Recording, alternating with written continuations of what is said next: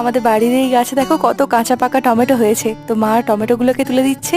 আমার মা এই মোরলা মাছের ঝাল খুব দারুণ বানায়। তো মায়ের কাছ থেকে জেনেই আমি রেসিপিটা আজকে করছি। আর বানানো দেখো কতটা সহজ, কিন্তু খেতে হয় খুব দারুণ। প্রথমে এই ছোট ছোট মোরলা মাছগুলোকে পরিষ্কার করে নিয়েছি। এদিকে কাঁচা পাকা যে গাছের টমেটো গুলোকে ছোট ছোট করে টুকরো করে নেব।